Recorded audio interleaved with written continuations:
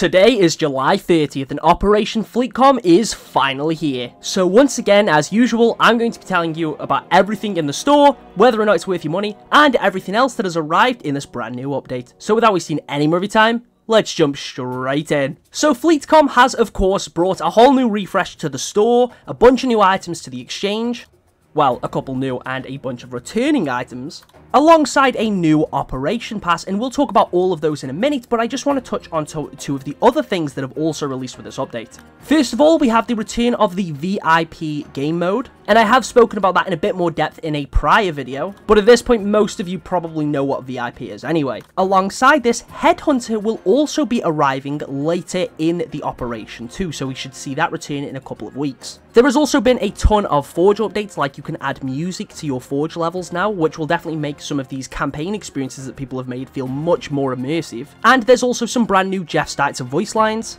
which can also be used in Forge game types to again make them feel much more engaging. There has also been a huge Crosscore update, making all of the campaign coatings Crosscore, alongside I believe almost every single battle pass coating, alongside a bunch of the old event coatings, which means after waiting God knows how long, Scorpion Punch is now fully Crosscore. So are coatings like Noble Drifter and Mower Assault. And the biggest thing with this update is the brand new balance patch, which has changed a lot of weapons. Some of them it's just typical tuning like you'd expect. The Disruptor has its damage over time again, that's finally back.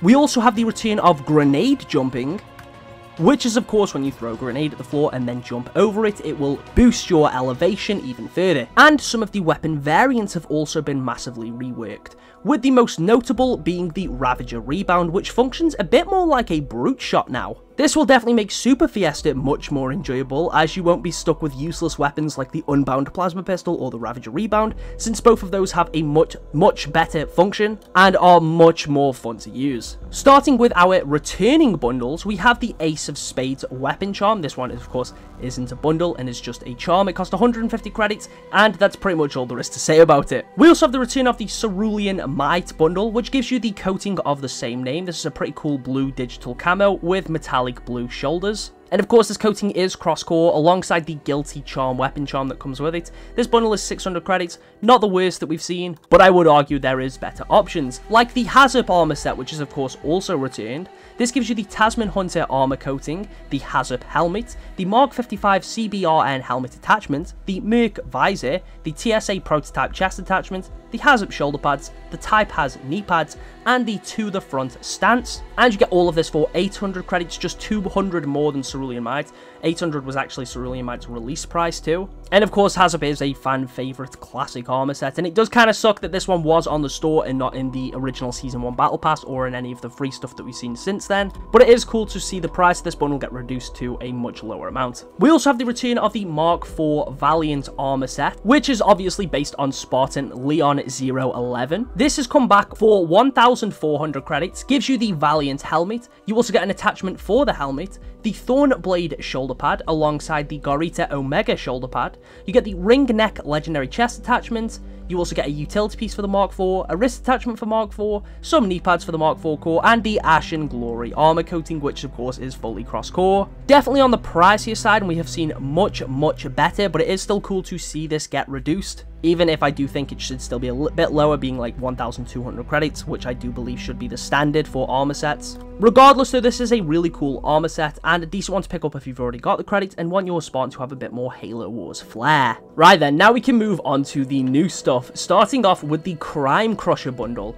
This bundle gives you the brand new version of the Military Police helmet alongside its new attachment, which is an interesting one to say the least. You also get some brand new shoulder pads and a new chest attachment for the Mark 5B core, alongside the SF belt utility piece. You get a new wrist attachment and the Sketch Factor armor coating. This bundle is 1,800 credits, which I do think is quite overpriced, even if the armor you get here is pretty cool. It's nice to see military police back in the game, but it is a little disappointing that this one is locked behind a store bundle, though I guess the reasoning here would be that it's a much newer version of the helmet. Now, if you do just want military police and don't want to buy the bundle, luckily you do have the option to buy it individually, as it's on the store on its own for 1,000 credits, which again is still pretty ridiculous. I do not think a helmet should cost 1,000 credits on its own, especially when we've seen new ones like Firefall, which released for 700 and was later reduced to 500 and 200 credits. So I don't think military police should cost anywhere near as much as it does. Now, you can also buy the rest of the items from its bundle on their own, like the Sketch Factor coating, which is also 1,000 credits. Again, very overpriced. The attachment on its own is 200.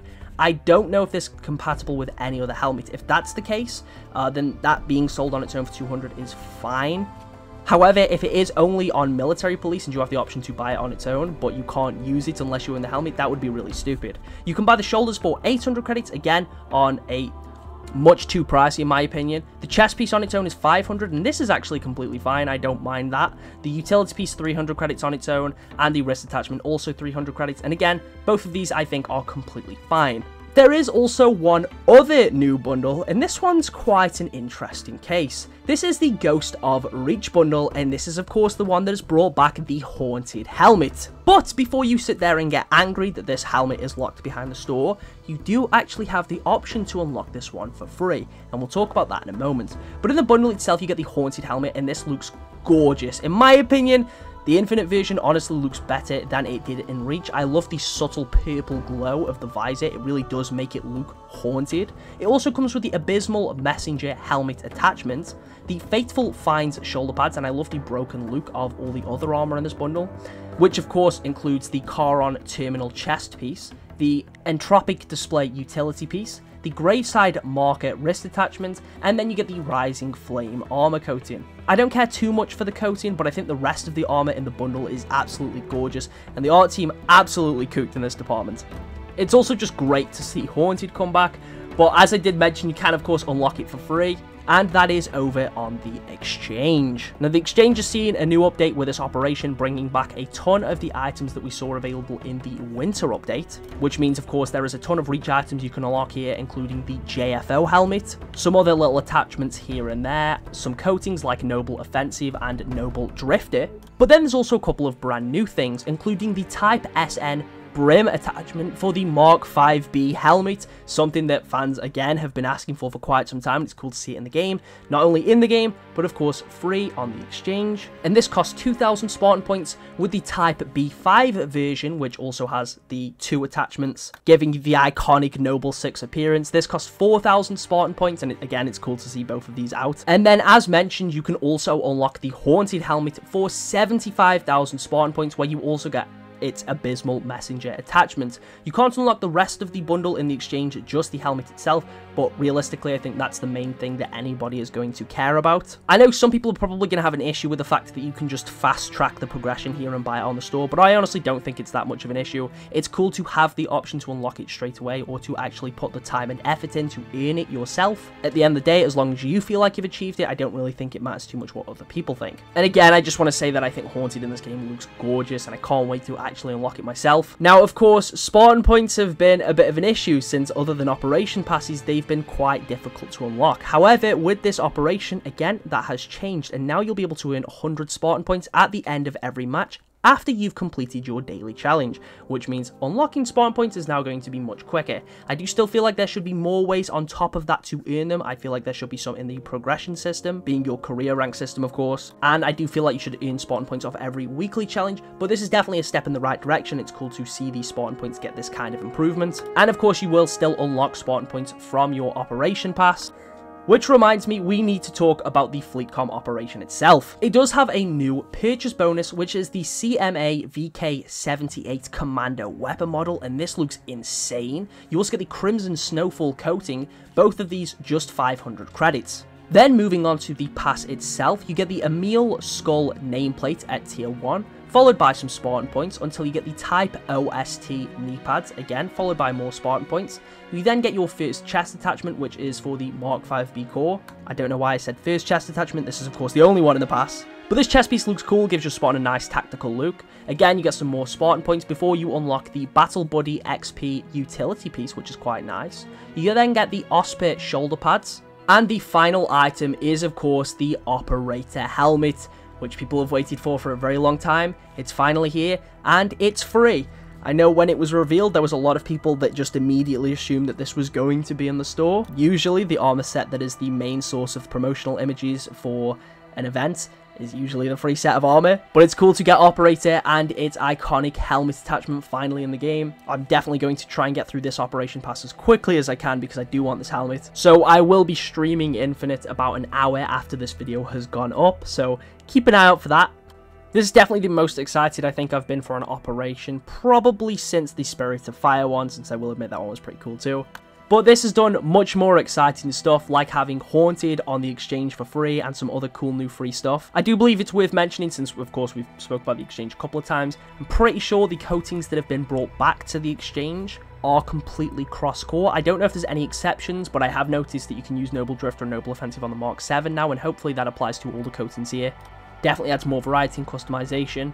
And although yes, I do believe every coating should have been Crosscore anyway, it's still cool to see 343 make these steps in the right direction, giving players more options. There is a lot of cool upcoming stuff past this operation too. Unishet confirmed during the latest HCS event that they are not dropping support for Infinite anytime soon, and although there is other projects in the works, Infinite isn't going anywhere, and that's something that I'm very glad to hear about. I don't understand why so many people were under the impression that Infinite was being ditched. Moving over to this week's Spartan of the Week, I asked for your best Reach-themed Spartans, with Fleetcom, of course, releasing, and the winner is Delusive Man, who gave us this amazing-looking Mark 5B Spartan based on some Reach concept art. This build is phenomenal, and is one of the best I've seen on the core. That's not to say there wasn't also some other amazing submissions. Of course, if you want the chance to be featured as Spartan of the Week, make sure to join the Discord. I'll leave a link to that in the pinned comment. Anyways, that sums up pretty much everything I need to talk about today. There's been a bit of a longer shot video, pretty much always expected when these new operations come out.